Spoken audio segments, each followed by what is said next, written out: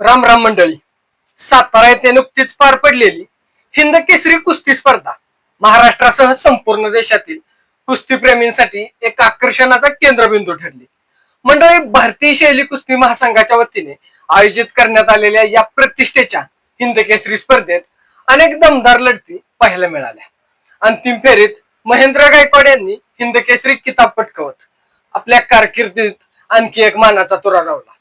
मंडळी, मात्र या अंतिम लढतीनंतर निर्माण झालेला वाद आता संपूर्ण कुस्ती क्षेत्रात चर्चेचा विषय बनलेला आहे.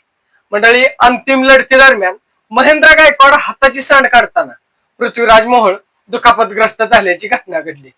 त्या क्षणी मैदानात उपस्थित असलेल्या प्रेक्षकांमध्येही मोठी खळबळ उडाली.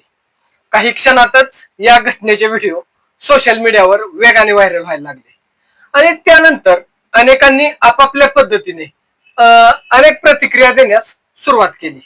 काहींनी ही कुस्तीतील नैसर्गिक घटना असल्याचे म्हटले, तर काहींनी यावरून थेट आरोप प्रत्यारोप सुरू केले. मंडळी, खरं पाहायला गेलं तर कुस्ती हा ताकद, टेक्निक आणि क्षणाक्षणाला बदलणाऱ्या डावप्याचांचा खेळ आहे. मैदानात एखादा डाव चुकू शकतो, कधी न कळत एखादा फटका जास्त जोरात बसू शकतो किंवा खेळताना अनपेक्षितपणे दुखापत होऊ शकते. भारतातील पारंपरिक मातीच्या कुस्तीमध्ये अशा घटना नवीन नाहीत. मात्र आजच्या सोशल मीडियाच्या युगात प्रत्येक घटना काही मिनिटात, काही सेकंदात वादात रूपांतरित होते आणि मूळ परिस्थितीपेक्षा वेगळी प्रतिमा निर्माण केली जाते. मंडळी, महाराष्ट्राची कुस्ती परंपरा ही केवळ एक स्पर्धा नाही किंवा विजयापुरती मर्यादित नाही. तालमीत एकत्र घाम घालणारे पैलवान एकमेकांना सख्या भावाप्रमाणे मान सन्मान देतात. मैदानात कितीही कठोर लढत झाली तरी मैदानाबाहेर एकमेकांबद्दल आदर ठेवणं हीच खरी कुस्तीची संस्कृती आहे. मंडळी, दोस्तीच्या वेळी दोस्ती आणि कुस्तीच्या वेळी कुस्ती हा मंत्र वर्षानुवर्ष प्रत्येक तालमीत शिकवला जातो. त्यामुळे मैदानातील प्रसंगांना कायम वैराचं रूप देणं ही कुस्ती संस्कृतीला न शोभणारी बाब आहे. पण या संपूर्ण प्रकरणात आणखी एक महत्वाचा मुद्दा समोर आलाय, तो म्हणजे काही माध्यमांची म्हणजे मीडियाची भूमिका. कुस्ती क्षेत्राची परंपरा, नियम आणि तांत्रिक बाजू पूर्णपणे माहिती नसतानाही काही पत्रकारांनी राजकीय मुलाखतीप्रमाणे आक्रमक प्रश्न विचारून वातावरण तापवण्याचा प्रयत्न केलाय. सोशल मीडियावरील व्ह्यूज आणि चर्चेसाठी वाद अधिकाधिक वाढवण्याची स्पर्धा सुरू असल्याचे चित्र यामध्ये दिसून येते. मंडळी, एका घटनेचा संदर्भ न समजून घेताच आरोपांचे वातावरण तयार झाले. त्यामुळे कुस्तीप्रेमींमध्येही दोन गट निर्माण होताना दिसून आलेले आहेत. खर तर अशा प्रसंगी संयमाची सर्वाधिक गरज असते.